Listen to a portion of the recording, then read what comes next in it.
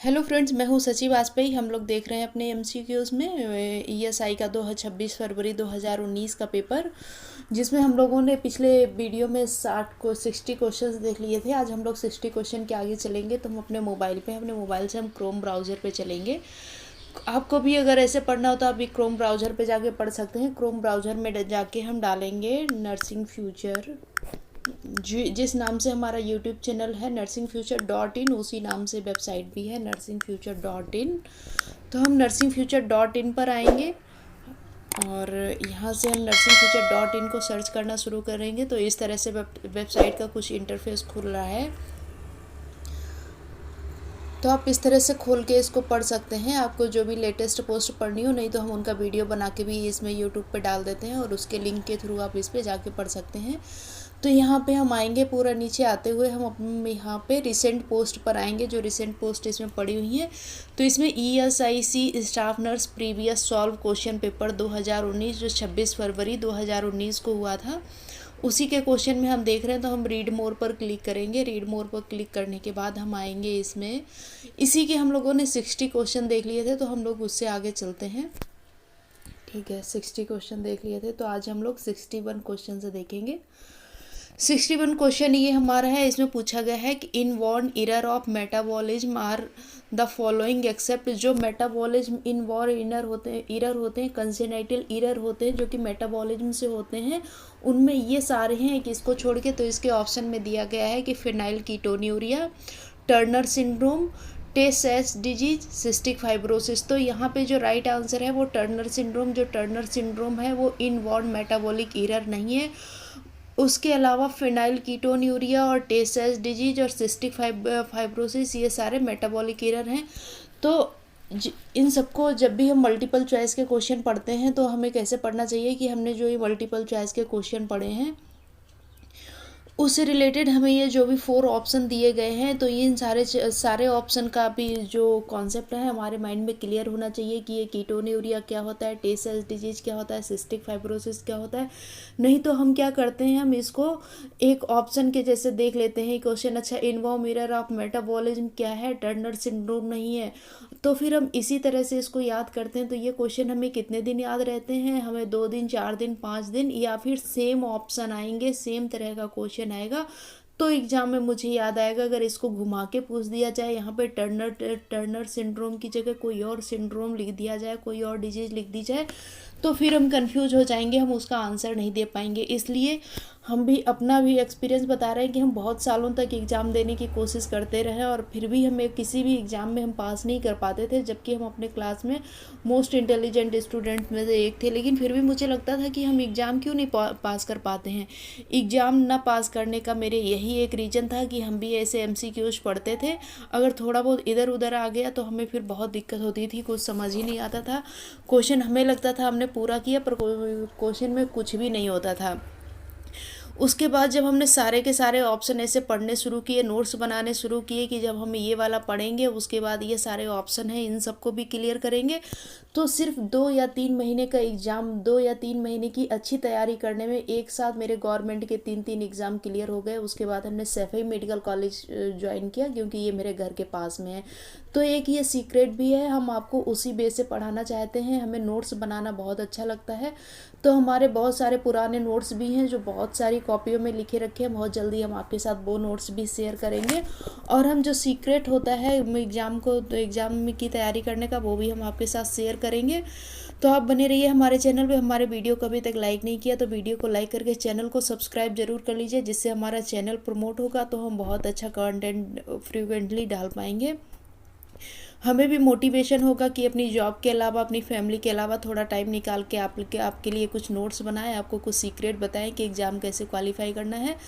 अगर आप 3 या 4 महीने अच्छे से पढ़ाई करेंगे तो आपको ये तैयार नहीं करना पड़ेगा कि अच्छा यूपी के CHO NHM का है तो उसके एग्ज़ाम पेपर देखना है, उसके प्रीवियस क्वेश्चन पेपर देखना है, रेलवे का देखना है, ESI का देखना है।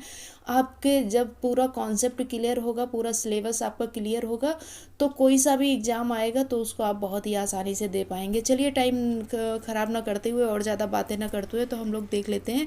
हम लोग पहले देख लेते हैं इसमें ये जो बताया गया है कि इन्वॉल्व मेटाबॉलिक एरर क्या होता है। आप चाहें तो इसके नोट्स बना सकते हैं, ध्यान से से इसको यहाँ भी पढ़ सकते हैं, या फिर हमारी वेबसाइट पर उसी तरह से आके क्रोम ब्राउज़र से या कोई भी किसी भी ब्राउज़र से आप ओपन कर सकते हैं www.nursingfuture.in, जिस नाम से हमारा यूट्यूब चैनल है, उसी नाम से हमारा फेसबुक ग्रुप है, उसी नाम से हमारी वेबसाइट भी है। तो वहाँ जाके आप जो भी पोस्ट पड़ी हुई हैं उनमें जाके पढ़ सकते हैं।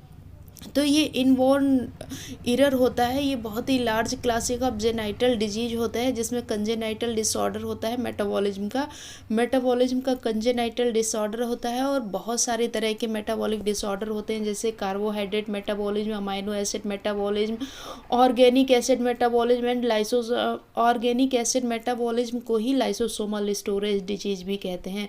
उसके बाद हमारे जो फर्स्ट ऑप्शन में दिया गया था फेनाइलकीटोन्यूरिया, तो यहाँ पे हमने कुछ लिखने की और आपको बताने की कोशिश की है कि फेनाइलकीटोन्यूरिया आपके लिए हमेशा के लिए क्लियर हो जाए, चाहे फिर आप किसी भी एग्ज़ाम में हो, कोई सा भी एग्ज़ाम देने जाए, फेनाइलकीटोन्यूरिया से रिलेटेड कोई भी क्वेश्चन आए, आप कभी भी कंफ्यूज ना हो। तो फेनाइलकीटोन्यूरिया को PKU के नाम से भी जानते हैं, और ये अमाइनो एसिड मेटाबॉलिक डिसऑर्डर होता है। ये जितने भी ये मेटाबॉलिक डिसऑर्डर ये इसमें दिए गए, ये इनहेरिटेड डिसऑर्डर है। और अगर फिनाइलकीटोन्यूरिया को ट्रीट न किया जाए तो इससे ब्रेन डैमेज भी हो सकता है, इंटेलेक्चुअल डिसेबिलिटीज़ भी हो सकती है, बिहेवियरल सिम्टम और सीजर जैसे सिम्टम्स भी इसमें देखे जाते हैं। तो इसको कहते हैं फिनाइलकीटोन्यूरिया, ये इनबॉर्न मेटाबॉलिक एरर है। फिर नेक्स्ट में एक ऑप्शन दिया गया है कि टे-सेस डिजीज को GM2 गैंग्लियोसिडोसिस भी कहते हैं। ये भी इनहेरिटेड डिसऑर्डर है। ये भी धीरे धीरे क्या करता है, ब्रेन को और स्पाइनल कॉर्ड की सेल को डिस्ट्रॉय कर देता है। और इसमें क्या होता है, धीरे धीरे बच्चे की 4 साल की एज तक पहुँचते पहुँचते ज़्यादातर बच्चों की इसमें डेथ हो जाती है। फिर नेक्स्ट ऑप्शन जो आपको दिया गया था उसमें लिखा गया था कि सिस्टिक फाइब्रोसिस को शॉर्ट में CF के नाम से भी जानते हैं। ये भी लाइफ थ्रेटनिंग डिसऑर्डर है। इससे क्या होता है, ये लंग और डाइजेस्टिव सिस्टम को डैमेज करता है। और ये cystic fibrosis affect the cell that produce mucus sweat and digestive juices. जो सिस्टोफाइब्रोसिस होता है उन सेल को डैमेज कर देता है जो म्यूकस स्वेट और डाइजेस्टिव जूसेस को बनाने के काम में आती हैं। और ये क्या करता है, धीरे धीरे ये जो म्यूकस है, फ्लूइड है, इन सबको धीरे धीरे थिक कर देता है, बहुत स्टिकी हो जाता है, जिससे एक प्लग के जैसे होता है, ट्यूब में हो जाता है। और जो पैसेज वेज होता है और डक्ट होती है ब्लॉक हो जाती है, और उससे पेशेंट को बहुत दिक्कत होती है। फिर नेक्स्ट पॉइंट में दिया गया था कि टर्नर सिंड्रोम, जो कि इनबॉर्न मेटाबॉलिक एरर की कैटेगरी में नहीं था। ये राइट आंसर था उसमें, क्योंकि ये इनबॉर्न मेटाबॉलिक एरर में नहीं आता है। उसके अलावा आपको पॉलीकीटोन्यूरिया और ये पॉलीकीटोन्यूरिया, टे-सेस डिजीज और सिस्टिक फाइब्रोसिस, ये तीनों ही मेटाबॉलिक एरर में और कंजेनाइटल ये डिफॉर्मिटी में आते हैं। फिर टर्नर सिंड्रोम को क्या कहते हैं, टर्नर सिंड्रोम के दूसरे नाम गोनेडल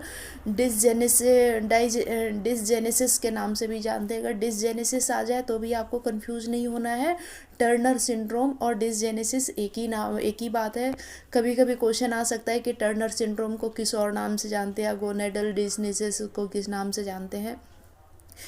ये भी एक तरह का क्रोमोसोमल डिसऑर्डर ही है, जिसमें कि जो फीमेल होती है वो सिंगल एक्स क्रोमोसोम्स के साथ जन्म लेती हैं। और इससे क्या होता है, जो सेक्स क्रोमोसोम्स होते हैं वो मिसिंग होते हैं। और सिम्टम्स जिनको टर्नर सिंड्रोम है उनके सिम्टम्स में देखा जाता है कि उनका बहुत शॉर्ट स्टेचर होता है, मतलब बहुत ही छोटे कम हाइट की बॉडी होती है, वो बहुत ही छोटे से अजीब सा स्ट्रक्चर होता है। उसके बाद पुबर्टी भी डिलेड होती है, इनफर्टिलिटी होती है, हार्ट डिफेक्ट होता है, उनमें सर्टेन लर्निंग डिसेबिलिटीज़ होती है कि उनको कुछ भी चीज़ याद करने में, इसमें वो सीखने में वो भी प्रॉब्लम होती है। फिर नेक्स्ट क्वेश्चन में बताया गया है कि progressive thinning and shortening of cervix is defined, कि धीरे धीरे जो सर्विक्स है वो थिनिंग और शॉर्टनिंग में पहुंचता है, उसको क्या कहते हैं, तो उसको इफेसमेंट कहते हैं। और ये इफेसमेंट सेकेंड स्टेज की जो लेबर का सेकेंड स्टेज होता है उसमें ये इफेसमेंट आती है। डायलेशन, तो फुल डायलेशन की जो कैटेगरी है जो 10 सेंटीमीटर तक होता है वो भी उसमें आता है। कॉन्ट्रैक्शन, जब लेबर पेन बढ़ता है, ऐसे तो थोड़े बहुत कॉन्ट्रैक्शन पूरी प्रेगनेंसी में ही रहते हैं, लेकिन जब वो फ्रिक्वेंटली हो जाते हैं, एक इंटरमिटेंट मतलब एक निश्चित टर्म में आने लगते हैं, तो उनको फिर यूटेराइन कॉन्ट्रैक्शन कहते हैं, जो लेबर के टाइम पे होता है। एक्सपल्सन क्या होता है, जब क्रॉनिंग के टाइम पे बेबी से लेके प्लेसेंटा आउट होने तक की कंडीशन में एक्सपल्सन टर्म यूज किए जाते हैं। तो आपको आपके आसान करने के लिए हमने यहाँ पे इनके छोटे छोटे टर्म्स दे दिए हैं कि इफेसमेंट क्या होता है, cervix stretches and get thinner. Cervix क्या है, खिंच जाता है और बहुत ही पतला हो जाता है। सर्विक्स की जो बॉल होती है वो बहुत पतली हो जाती है, उसको इफेसमेंट कंडीशन कहते हैं। Dilatation is the opening of cervix beach is measured in centimetre. तो अगर आपको लेबर रूम का एक्सपीरियंस होगा, लेबर डिपार्टमेंट का, तो आपको ये टर्म समझ में आ रहा होगा कि सर्विक्स की ओपनिंग को डायलेटेशन कहते हैं और इसको सेंटीमीटर से मेज़र करते हैं। जब सर्विक्स फुल डायलेटेशन की कंडीशन में होता है तब वहाँ पर डायलेटेशन 10 सेंटीमीटर माना जाता है। तो ये भी एक क्वेश्चन आ सकता है कि full dilatation of cervix major is, तो वहाँ पे 10 सेंटीमीटर की वैल्यू आपको लिखनी पड़ेगी। और जब 10 सेंटीमीटर तक सर्विक्स डायल्यूट हो जाता है तो सर्विक्स बेबी को डिलीवर करने के लिए रेडी हो जाता है। Contraction, tightening of uterine muscle fibre that occur briefly and intermittently throughout pregnancy and more regularly forcefully during labour. तो इसमें बताया गया है कि जो tightening of uterine muscles fibre है जो इंटरमिटेंटली तो पूरी प्रेगनेंसी में चलता रहता है, लेकिन लेबर के टाइम पे ज़्यादा फोर्सफुली और ज़्यादा रेगुलर हो जाते हैं। एक्सपल्सन में भी ये सेकेंड स्टेज लेबर से लेकर थर्ड स्टेज ऑफ लेबर जो कि प्लेसेंटा के एक्सपल्सन तक की फेस होती है। फिर नेक्स्ट क्वेश्चन में पूछा गया है कि false labour manifestation are as follows except. जो लेबर का फॉल्स मैनिफेस्टेशन होता है, जो फॉल्स पेन के लक्षण होते हैं वो क्या क्या होते हैं, एक इसको छोड़ के। तो कॉन्ट्रैक्शन लेशन विद एक्टिविटी और रेस्ट, कि जब हम कुछ काम कर रहे हैं या फिर रेस्ट कर रहे हैं तो कॉन्ट्रैक्शन बहुत ही कम होंगे। कॉन्ट्रैक्शन इरेगुलर, जो भी कॉन्ट्रैक्शन होंगे वो इरेगुलर होंगे। जबकि जो ट्रू लेबर होता है, ट्रू लेबर पेन जब शुरू होता है तो जो कॉन्ट्रैक्शन होते हैं एक फ्रीक्वेंट और एक सर्टेन टाइम पीरियड उनका हो जाता है कि कभी 10 मिनट बाद आ रहे हैं तो 10 मिनट बाद ही आएंगे। फिर धीरे धीरे इनकी ड्यूरेशन कम होती है, 5 to 5 मिनट, 3 to 3 मिनट, इस तरह से। और जो फॉल्स लेबर पेन होता है उसमें कॉन्ट्रैक्शन होते हैं इरेगुलर होते हैं, पता चले अभी 1-2 घंटे के लिए आ रहे हैं फिर बिल्कुल ही गायब हो गए, इस तरह के देखा जाता है। एब्डोमिनल डिस्कम्फर्ट, तो एब्डोमिनल डिस्कम्फर्ट भी इसमें नहीं होता है। Cervix progressively effaced in abdominal discomfort भी होता है। कॉन्ट्रैक्शन इरेगुलर भी होते हैं, कॉन्ट्रैक्शन लेसर एंड एक्टिविटी और रेस्ट भी होते हैं। Cervix progressively effaced and dilated, जो सर्विक्स है धीरे धीरे प्रोग्रेसिव मतलब इफेस्ट हो जाता है, डायलेटेड हो जाता है, तो ये ट्रू लेबर का सिम्टम है, ये फॉल्स लेबर का सिम्टम नहीं है। फिर नेक्स्ट क्वेश्चन में पूछा गया है कि complete dilation of cervix to birth of the baby is stage है। सर्विक्स जब कंप्लीट डायलेशन होता है और बेबी के बर्थ तक का जो स्टेज होता है वो सेकेंड स्टेज ऑफ लेबर होता है। फिर नेक्स्ट क्वेश्चन में पूछा गया है कि the characteristic of lochia rubra is, lochia rubra की जो करेक्टरिस्टिक्स होती है वो कौन सी होती है, तो पिंक और brown with flesh odour, yellow and white, bloody and fleshy odour, foul odour. तो यहाँ पे जो लोकिया रूब्रा का जो करेक्टरिस्टिक्स है वो bloody and fleshy order. Fleshy order क्या होता है, जब मांस के और ब्लड के जैसी जो स्मेल आती रहती है उसको फ्लेसी ऑर्डर कहते हैं। इसको मांसल, हिंदी में अगर देखेंगे तो इसको मांसल गंध भी कहते हैं। और ये सारे क्वेश्चन ESIC 29-26 फरवरी 2019 के होने वाले एग्जाम में लिया गया। लेकिन यहाँ पे जो एक्स्ट्रा टर्मिनोलॉजी है और इमेजेस वगैरह हैं ये आपके आसान बनाने के लिए हमने आपके लिए ऐड की है। तो यहाँ पे लोकिया रूब्रा, लोकिया को एक बार देख लेते हैं। लोकिया की 3 कंडीशन होती हैं, lochia rubra, lochia serosa, lochia Alva. तो जो रूब्रा होता है उसमें जो ब्लड का कलर होता है वो रेड होता है, ये 1 से 3 दिन की फेस होती है।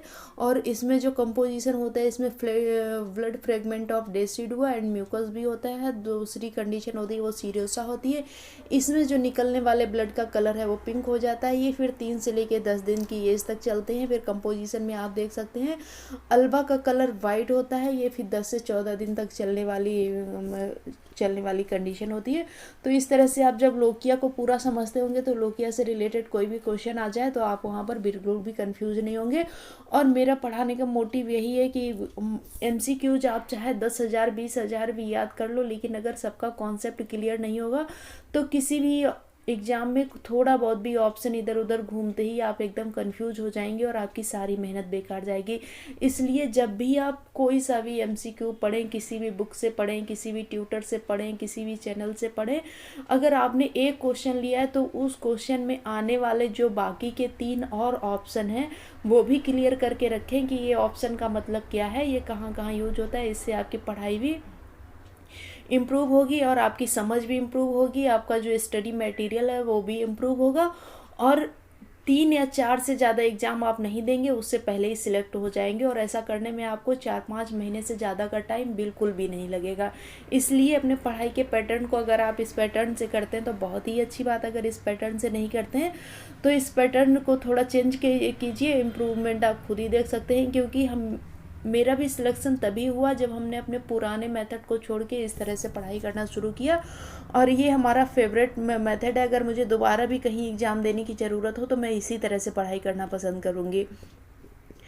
फिर नेक्स्ट क्वेश्चन में है कि refrigerator breast milk should not be used if it is beyond, कि फ्रिज में रखा हुआ जो मदर मिल्क है वो इस टाइम के बाद यूज़ नहीं करना चाहिए। तो इसमें जो ऑप्शन दिए गए हैं 2 वीक, 1 वीक, 3 वीक, 48 आवर, तो 48 आवर है तो इसका मतलब ये है कि अगर मदर का जो ब्रेस्ट मिल्क है उसको निकाल के 24 आवर तक या उससे थोड़ा बहुत टाइम तक अगर रेफ्रिजरेटर में रख के उसके बाद नॉर्मल टेम्परेचर करके बेबी को पिलाया जाए तो शायद सेफ़ रहेगा। I am not sure about it, but जैसे इसमें इस क्वेश्चन में दिया गया है उससे ये अंदाज़ा लगाया जा सकता है कि रेफ्रिजरेटर में रखा हुआ मदर मिल्क 24 आवर तक तो आराम से दे सकते हैं। फिर नेक्स्ट क्वेश्चन में पूछा गया है कि सर्कलेज क्या होता है, कि इन सर्कलिंग सर्विक्स विद सुचर, की सर्विक्स को सुचर से टाइट कर देना या सर्विक्स का जो नेक होता है उसको बांध देना। Is done for patient with, कि अगर पेशेंट को इन कंडीशन में सर्कलेज ऑफ सर्विक्स करेंगे तो इसमें जो ऑप्शन दिए गए हैं वो इनकम्प्लीट एबॉर्शन है, इनकॉम्पिटेंट सर्विक्स है, कंप्लीट एबॉर्शन है, 3 अटेंड एबॉर्शन है। तो यहाँ पे जो राइट ऑप्शन है वो इनकॉम्पिटेंट सर्विक्स है, कि अगर सर्विक्स में क्या बोलते हैं उसके सर्विक्स का जो स्फिंक्टर हो वो इतना टाइट ना हो कि वो खुद से क्लोज रह सके तो उसको इनकॉम्पिटेंट सर्विक्स कहते हैं। इनकम्प्लीट एबॉर्शन क्या होता है कि जो एबॉर्शन है आधा एबॉर्शन का जो मटेरियल है बेबी है कुछ भी प्लेस से आधा निकल गया, आधा सर्विक्स के अंदर ही कुछ रह गया है कंपोजिशन, उसको इनकम्प्लीट एबॉर्शन कहते हैं। कंप्लीट एबॉर्शन होता है जो पूरा यूट्रस क्लीन हो जाता है। 3 अटेंड एबॉर्शन होते हैं बार बार एबॉर्शन होने जैसी जो कंडीशन होती है, जैसे प्रेगनेंसी है और कुछ ब्लड वगैरह स्पॉट जैसे आने लग गए तो उसको 3 अटेंड एबॉर्शन कहते हैं। कि इसको क्या होता है कि अगर टाइम से पता चल जाए तो इसको कुछ ट्रीटमेंट वगैरह देके कुछ प्रिकॉशन लेके कुछ करके इसको रोका जा सकता है। 3 अटेंड मतलब धमकी देना, तो मतलब कुछ ऐसे सिम्टम्स शो होना जिससे ये लगे कि मे बी एबॉर्शन हो सकता है तो उसको 3 अटेंड एबॉर्शन कहते हैं। तो हमने आपके लिए यहाँ पे एक इमेज को इंसर्ट किया है, इसमें आप देख सकते हैं कि इंडिकेशन ऑफ सर्कलेज, तो आप इसको भी पढ़ सकते हैं। इसमें दिया गया है 3 और more previous preterm birth and second trimester losses, कि अगर सेकेंड ट्राइमेस्टर में बेबी लॉस हो जाता है, बेबी ख़त्म हो जाता है तो उस कंडीशन में करते हैं, या 2 या 3 प्री टर्म बर्थ हुए हों और 2 और 3 previous preterm birth and second trimester losses. उसके बाद ये आप देख सकते हैं कि पेनलेस डायलेशन, कि अगर सर्विक्स का डायलेशन हो गया और पता ही नहीं चला, कुछ दर्द वगैरह महसूस ना हुआ हो तो उस कंडीशन में भी करना पड़ता है क्योंकि पता ही नहीं चलेगा कब ऐसे हो रहा है। उसके बाद एडिशनल रिस्क फैक्टर है such as cervix cervix not helpful in the decision to place a history indicated cerclage. तो इसका जो मेन इंडिकेशन होता है वो यही होता है कि अगर प्री टर्म बर्थ हो रहे हो या बेबी लॉसेस हो रहा है सेकेंड ट्राइमेस्टर में, या सर्विक्स इनकॉम्पिटेंट हो, डायलेशन हो रहा हो विदाउट किसी वार्निंग के, सर्विक्स डायलेट हो रहा हो तो फिर ये सर्कलेज करते हैं। फिर नेक्स्ट क्वेश्चन में पूछा गया है कि eclampsia is characterized by following except, की एक्लम्सिया है जो एक इसको छोड़ के ये सारे करेक्टरिस्टिक, ये सारे फीचर एक्लम्सिया में देखे जाते हैं। तो इसमें ऑप्शन में दिए गए हैं BP greater than 160 to 160 by 110 mm of Hg, तो ये भी एक्लम्सिया में देखा जाता है। और इसमें मार्क प्रोटीन यूरिया, यूरिन में प्रोटीन भी देखा जाता है, सीजर भी देखे जाते हैं। फेशियल एडिमा है, ये तो बहुत कॉमन होता है प्रेगनेंसी में, ये सारी कंडीशन में लगभग देखा जाता है। ये एक्लेम्सिया का कोई पर्टिकुलर फीचर नहीं है। उसके बाद हमने आपके लिए एक यहाँ पे इमेज लिखी है, इमेज इंसर्ट की है, तो आप यहाँ पे देख सकते हैं एक्लेम्सिया के साइन और सिम्टम्स। सिम्टम्स में हेडेक है, एडिमा है, विजुअल डिस्टर्बेंस है जो कि पेशेंट बता सकता है। उसके बाद साइन है जो कि एक स्टाफ को, एक डॉक्टर को या नर्सेस को वो चेक करके पता लगेगा, तो आप इसको भी जाके देख सकते हैं। आप वीडियो के थ्रू भी नोट्स बना सकते हैं। वीडियो में जो लिंक दिया हुआ है उस लिंक से जाके आप वेबसाइट पे या डायरेक्ट भी www.nursingfuture.in पर विजिट कर सकते हैं। अगर आपको कोई और टॉपिक भी चाहिए हो, आपको किसी और पे भी डिटेल चाहिए हो, तो आप कमेंट बॉक्स में करके पॉइंट लिख दीजिए, तब वहाँ पे मेंशन करने की, उनको डिस्क्राइब करने की, जो कि बहुत ही ईजी लैंग्वेज में रहेगा, ईजी टू अंडरस्टैंड रहेगा, ईजी टू लर्निंग रहेगा। हम वहाँ पे डालने की कोशिश करेंगे। अगर आपकी कोई क्वेरी हो, आपका कोई सजेशन हो, तो ज़रूर हमें कमेंट बॉक्स में करिए। हम आपके कमेंट को जल्दी से जल्दी रिप्लाई करने की कोशिश करते हैं। फिर नेक्स्ट क्वेश्चन में है, ये बहुत ही इंपॉर्टेंट क्वेश्चन, आप कोई सा भी क्वेश्चन पेपर उठा के देख लीजिए, ये क्वेश्चन हर एग्जाम में आता है कि HbA1c indicates post serum glucose level over previous, जो ओवर पीरियड होगा यहाँ पे सॉरी गलत लिख गया है प्रीवियस, इसको हम वेबसाइट में जाके सही कर देंगे, ये पीरियड है, प्रीवियस नहीं है। जो HbA1c लेवल होता है ब्लड ग्लूकोज का, वो कितने टाइम तक की शुगर को सीरम के शुगर को इंडिकेट करता है, ये 3 महीने का पीरियड होता है, 90 डेज का।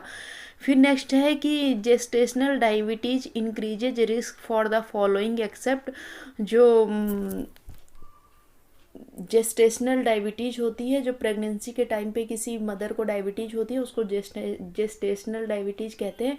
उससे जो बेबी को होने वाले कॉम्प्लिकेशन, जो रिस्क होते हैं, वो कौन कौन से होते हैं? मैक्रोसोमिया होता है। मैक्रोसोमिया क्या होता है कि जो बेबी क्या है, शुगर, मदर की ब्लड में शुगर होने की वजह से वो एक्स्ट्रा ग्रो करता है, और इसमें मैक्रोसोमिया में जो बेबी का वेट होता है वो 4 kg से भी ज़्यादा होता है। प्री मैच्योरिटी और स्टिल बर्थ, कि बच्चों में प्री मैच्योरिटी हो, स्टिल बर्थ या मरा हुआ बच्चा पैदा होने की कंडीशन को स्टिल बर्थ कहते हैं। कंजेनाइटल एनोमलीज हो, जो कि मदर को अगर जेस्टेशनल डायबिटीज़ है तो बच्चों में बहुत ही कॉमनली देखा जाता है।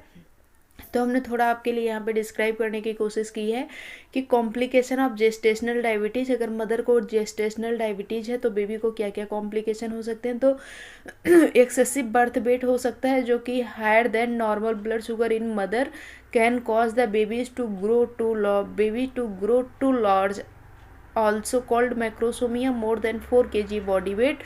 तो अगर कोई ये कहे कि जो जेस्टेशनल डायबिटिक मदर होती है, उनके जो बेबी होते हैं वो एक्स्ट्रा लार्ज, मतलब अगर ओवरवेट क्यों उनका बर्थ होता है, ओवरवेट क्यों होते हैं? तो ओवरवेट इसलिए होते हैं क्योंकि जो मदर का ब्लड होता है उसमें ग्लूकोज ज़्यादा होता है, वो ग्लूकोज प्लेसेंटा के थ्रू फीटस को ज़्यादा मिलता है, और ज़्यादा ग्लूकोज मिलने की वजह से बेबी ज़्यादा ग्रो कर जाता है। बेबी ज़्यादा ग्रो कर जाता है तो उसमें और भी कॉम्प्लिकेशन देखी जाती है कि प्री टर्म बर्थ होता है, उसको सीरियस ब्रीदिंग डिफ़िकल्टी भी होती है, और बर्थ के टाइम पे बहुत सारी इंजरीज की संभावना भी रहती है, और obesity and type 2 DM later in life, बच्चे को भी टाइम थोड़ी और आगे चल के कुछ सालों बाद बच्चों में भी ओबेसिटी और टाइप 2 DM देखा जाता है। फिर एक और मेन पॉइंट है स्टिल बर्थ। स्टिल बर्थ क्या कहते हैं, और हमने यहाँ पे ये भी बताने की कोशिश की है स्टिल बर्थ और मिसकैरेज दोनों में क्या अंतर है। ये एग्ज़ाम में अगर नहीं पूछा जाता तो भी इंटरव्यू के लिए ये वाला पॉइंट बहुत ही कॉमन है कि स्टिल बर्थ और मिसकैरेज में क्या अंतर होता है। तो यहाँ पे हमने बताने की कोशिश की है कि जो स्टिल बर्थ है जो लॉस ऑफ बेबी है, ये दोनों ही डिलीवरी से पहले की कंडीशन होती है। स्टिल बर्थ और मिसकैरेज दोनों को ही तो ऐसे तो प्रेगनेंसी लॉस कहा जाता है, लेकिन ये कुछ कुछ पैटर्न में अलग होते हैं। जैसे जो मिसकैरेज होता है वो 20 वीक ऑफ प्रेगनेंसी से पहले होता है, और जो स्टिल बर्थ होते हैं वो 20 वीक ऑफ प्रेगनेंसी के बाद में जो होने वाली कंडीशन है उसको स्टिल बर्थ कहेंगे। अगर 20 वीक ऑफ प्रेगनेंसी के बाद कोई मिस हैपनिंग हुई तो इसको स्टिल बर्थ कहेंगे, और बिफोर 20 वीक ऑफ प्रेगनेंसी से पहले कुछ मिस हैपनिंग होती है तो उसको मिसकैरेज कहेंगे। लेकिन दोनों ही लॉस ऑफ प्रेगनेंसी के टर्म में यूज होते हैं, और बच्चों में कंजेनाइटल एनोमलीज होने की बहुत ही संभावना रहती है।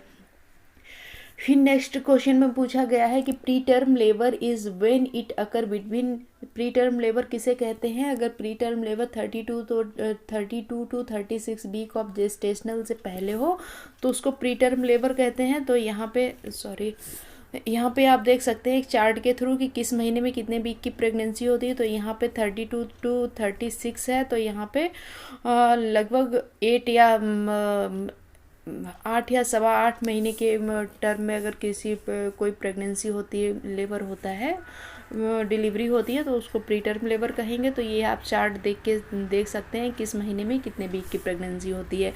The main cause of genital बार्टी, जो जेनाइटल बार्ट होते हैं ये भी सेक्सुअली ट्रांसमिटेड इन्फेक्शन होते हैं। ये ह्यूमन पैपिलोमा वायरस के थ्रू होते हैं। हर्पीस सिम्प्लेक्स वायरस ये भी सेक्सुअली ट्रांसमिटेड इन्फेक्शन की कैटेगरी में आते हैं। यहाँ पे नाइजीरिया गोनोरिया ये भी स्टडी सेक्सुअल ट्रांसमिटेड डिजीज को कॉज करता है। और पेल्विक इन्फ्लेमेटरी डिजीज है, ये भी सेक्सुअली ट्रांसमिटेड या सेक्सुअली ट्रांसमिटेड इन्फेक्शन की कैटेगरी में आते हैं। लेकिन यहाँ पे जो जेनाइटल वार्ड है वो ह्यूमन पैपिलोमा वायरस के थ्रू होता है। लेकिन ये चारों ही कंडीशन ये सेक्सुअली ट्रांसमिटेड इन्फेक्शन और डिजीज की कैटेगरी में आती हैं। फिर नेक्स्ट क्वेश्चन में पूछा गया है कि tumour within sella turcica and small adenomas of the pituitary gland can be remove through transsphenoidal approach. यहाँ पे जो है इसकी इंडोस्कोपिक सर्जरी की जाती है। स्फेनॉइडल जो कैनाल होती है उसके थ्रू की जाती है। ऐसे कुछ इसकी सर्जरी रहती है, इंडोस्कोपिक सर्जरी ही रहती है।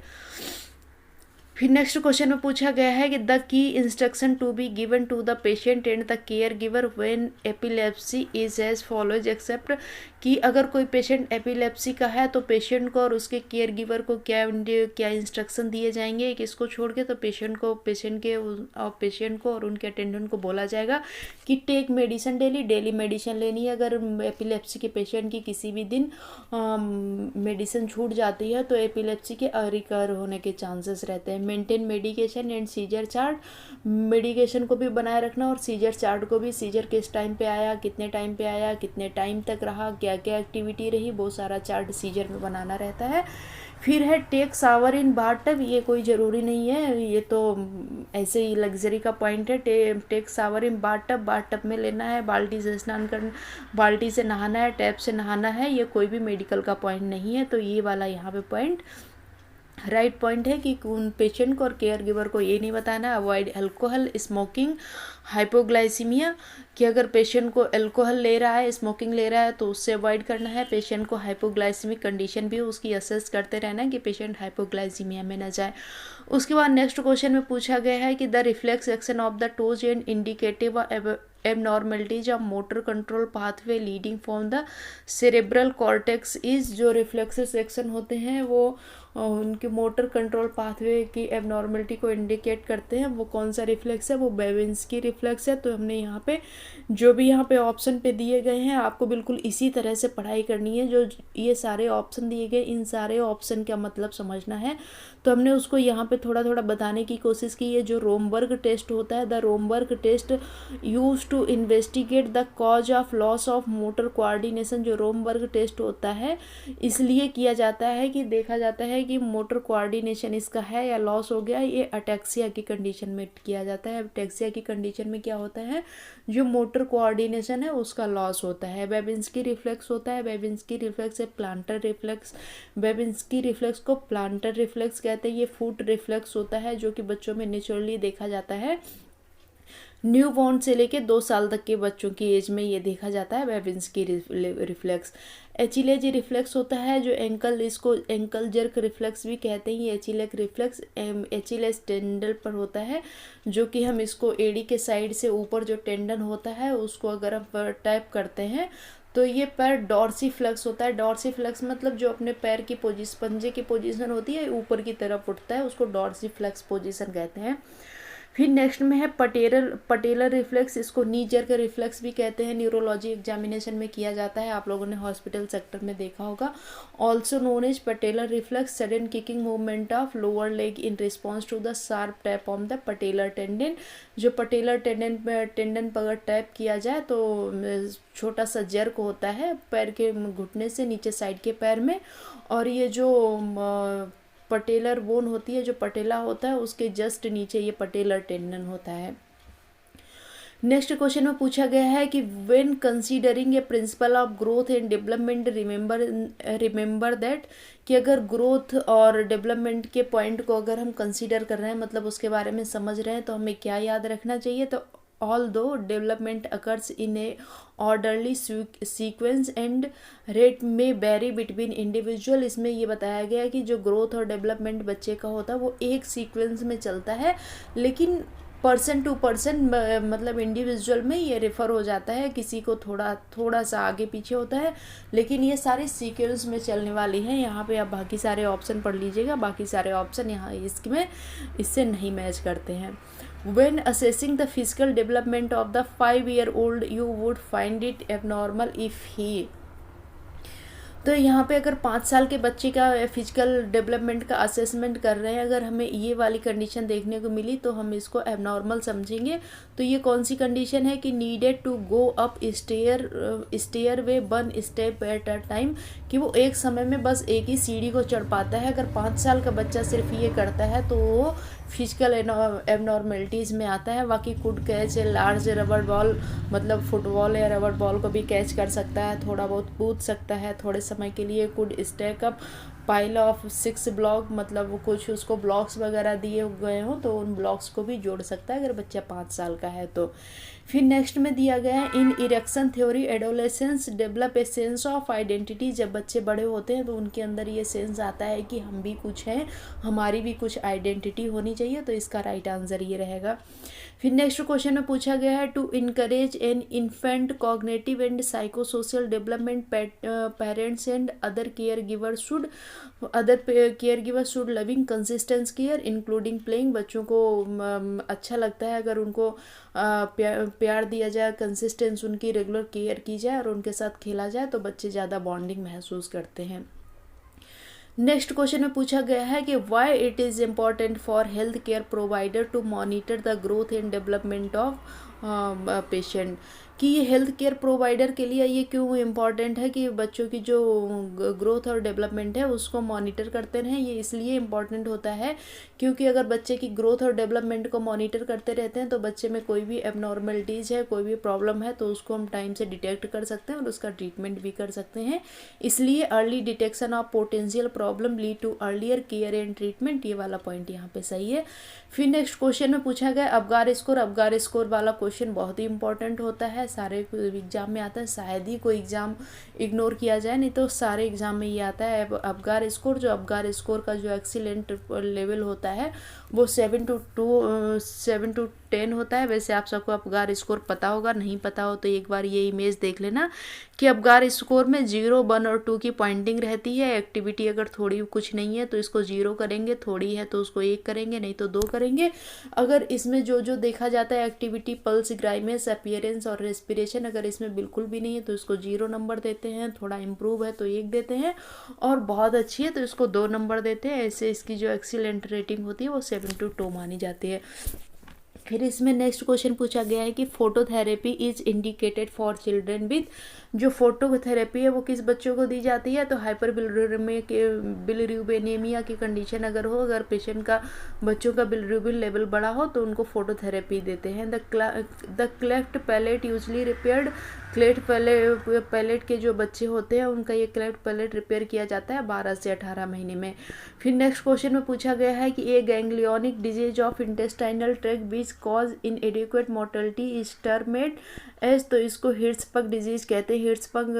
हिर्ट्सबर्ग डिजीज क्या होता है, ये condition of large intestine that causes difficulty in passing school, जो लार्ज इंटेस्टाइन है उसमें ऐसी कंडीशन हो जाती है जिससे पेशेंट को स्टूल पास करने में डिजीज होती है, उसको एक तरह से इंटेस्टाइनल के पैरालिसिस जैसे कंडीशन का भी कह सकते हैं।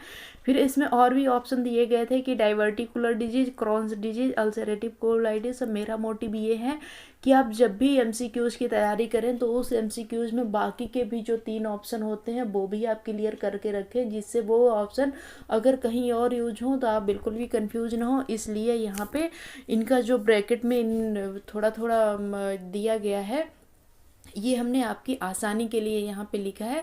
बाकी एग्जाम में तो diverticular disease, Crohn's disease, ulcerative colitis और हिर्शबर्ग डिजीज ही लिखा था। ये आपके समझने के लिए हमने ब्रैकेट में इनको थोड़ा थोड़ा डिफाइन कर दिया। तो ये डाइवर्टिकुलर जो डिजीज होती है, एक condition in which small bulging pouches develop in digestive tract. जो डाइजेस्टिव ट्रैक्ट होते हैं उनमें ऐसे स्मॉल और बल्जिंग मतलब उभरे हुए से पाउचेज क्रिएट हो जाते हैं, उसको हम डाइवर्टिकुलर डिजीज कहते हैं। और क्रॉन्स डिजीज कहते हैं, ये क्रॉनिक इन्फ्लामेटरी बॉबल डिजीज होती है जो डाइजेस्टिव सिस्टम की लाइनिंग को अफेक्ट करती है। और जो अल्सरेटिव कोलाइटिस होता है, ulcerative colitis chronic inflammatory बॉबल disease होती है जो डाइजेस्टिव ट्रैक्ट में इन्फ्लामेशन को कॉज करती है। फिर नेक्स्ट क्वेश्चन में पूछा गया है कि currant jelly like stool containing blood and mucus among 3 month to 3 year old child is suspected to health. अगर 3 महीने से लेके 3 साल तक के बच्चे में जेली लाइक स्टूल हो रहा हो, उसमें थोड़ा म्यूकस थोड़ा ब्लड भी है, तो वो कंडीशन क्या कहते हैं? वो कंडीशन एंटीससेप्शन की कंडीशन कहते हैं, जिसमें इंटेस्टाइनल ऑब्स्ट्रक्ट हो जाती है। और बाकी हिर्शबर्ग डिजीज हम लोग यहाँ पे देख ही चुके थे। ये है कंडीशन जिसमें बच्चे को स्टूल पास करने में दिक्कत होती है। एब्डोमिनल हर्निया, वो तो आपको पता ही होगा। फिर एक और इसमें ऑप्शन दिया गया है कि मैकल्स डाइवर्टिकुलम।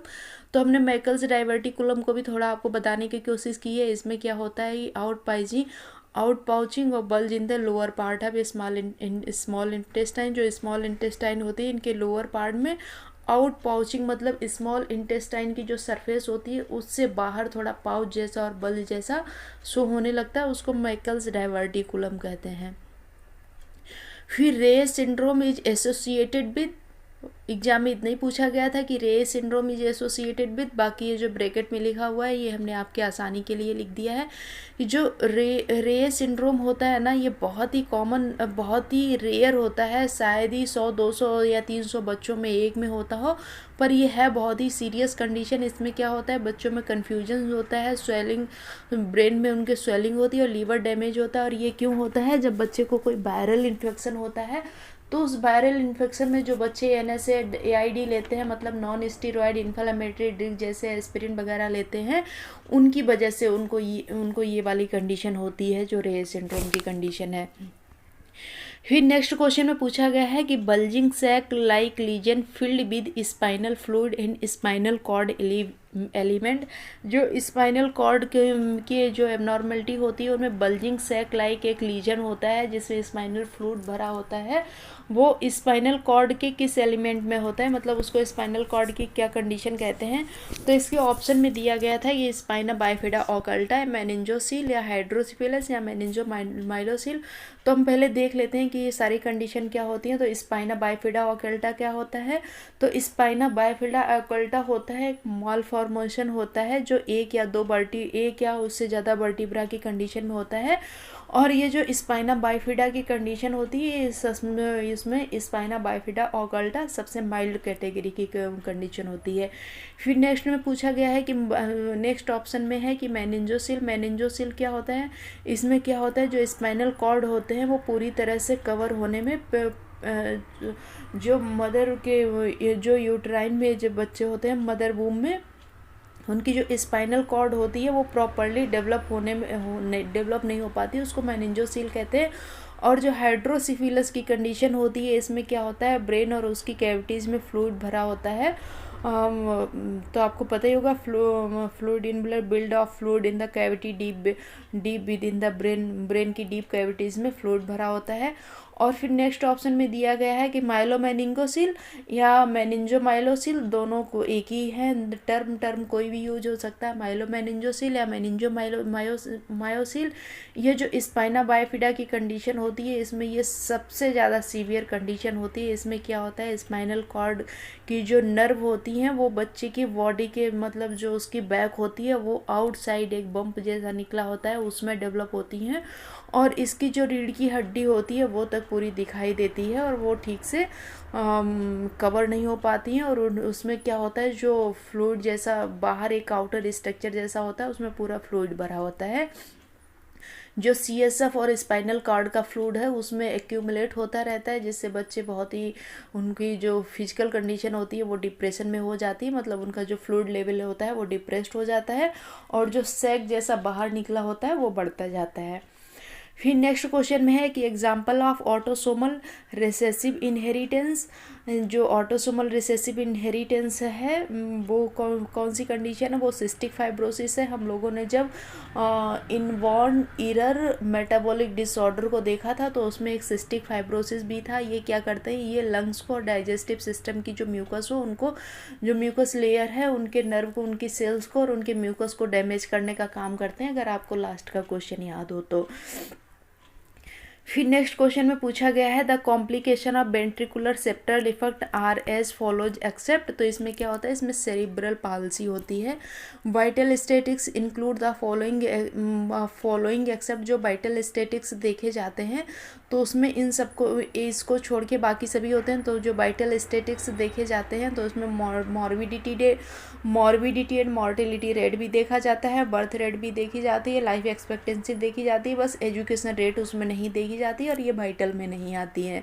क्या फ़र्क पड़ता है अगर कोई बिल्कुल ना पढ़ा हो या उसकी जो सोशल लाइफ है, जो उसकी जीवन यापन की है, उसमें थोड़ा चेंजेस हो सकता है, लेकिन उसके वाइटल्स में कोई जीवन नहीं होगा। दिन रात और जीना खाना सबके लिए बराबर होता है, चाहे वो पढ़ा लिखा हो या नहीं हो।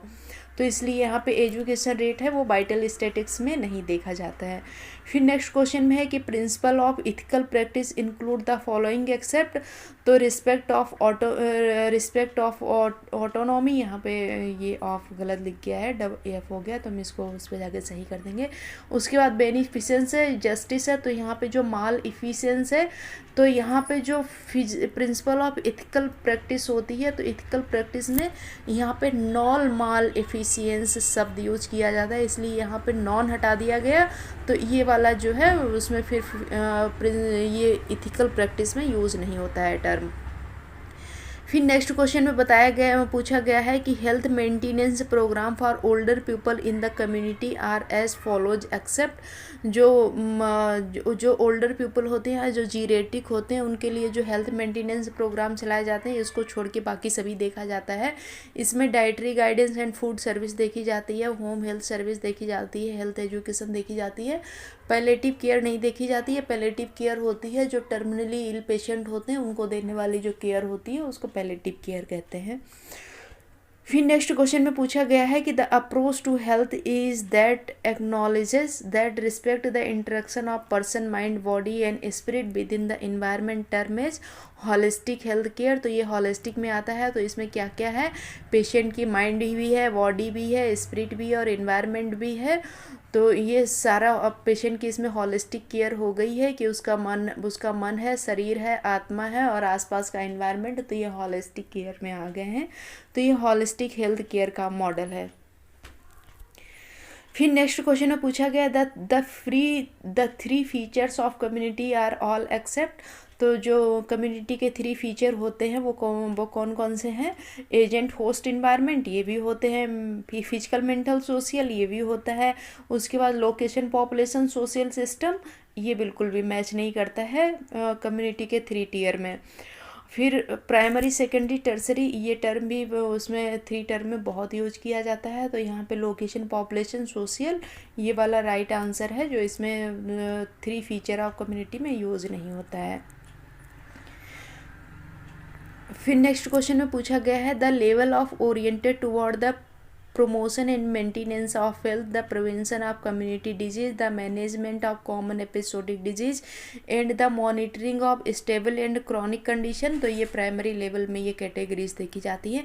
सेकेंडरी प्रिवेंशन क्या होता है, सेकेंडरी प्रिवेंशन में होता है early detection of disease and prompt illness. जो प्राइमरी प्रिवेंशन होता है उसमें क्या होता है कि हमें पहले से ही प्रिकॉशन करना है, जो हेल्थ प्रिकॉशन है वो लेके रहना है जिससे डिजीज ना हो। और सेकेंडरी में क्या होता है, अगर डिजीज हो गई है तो उसका अर्ली डिटेक्शन करो, प्रॉम्प्ट केयर करो, उसकी प्रॉपर ट्रीटमेंट करो। फिर नेक्स्ट क्वेश्चन में पूछा गया है कि philosophy of primary health care are as follows. जो प्राइमरी हेल्थ केयर की फ़िलॉसफी है वो सारा है किसको छोड़ के, तो इसमें इंटरसेक्टरल अप्रोच है, inter relationship of health and development है, इक्विटी एंड जस्टिस है, primary prevention, primary health philosophy इनमें नहीं है। फिर नेक्स्ट क्वेश्चन में पूछा गया है the major determinant of health का मेजर डिटर्मिनेंट क्या है, तो यहाँ पे स्क्रीनिंग ऑफ डिजीज़ को स्क्रीनिंग करना, ये हेल्थ का मेजर डिटर्मिनेंट है। कुछ और भी हो सकता है, लेकिन जब भी हम किसी क्वेश्चन का राइट आंसर देखते हैं तो उस टाइम पे हमें जो भी ऑप्शन दिए रहते हैं उन सारे ऑप्शन को सोच के उसमें से जो ज़्यादा अप्रोप्रिएट हो, परफेक्ट हो, उस आंसर को हमें टिक करना रहता है, इसलिए यहाँ पे स्क्रीनिंग फॉर डिजीज़ है। तो वीडियो पसंद आया हो तो वीडियो को लाइक करके अपने दोस्तों के साथ शेयर ज़रूर करिए। चैनल को सब्सक्राइब करके नोटिफिकेशन के साथ ऑल के आइकॉन को भी प्रेस करिए, जिससे आने वाली सभी वीडियोस के सारे अपडेट्स के सारी वैकेंसी की जानकारी आपको टाइम से मिलती रहे। मिलते हैं फिर नेक्स्ट वीडियो में। Thank you so much.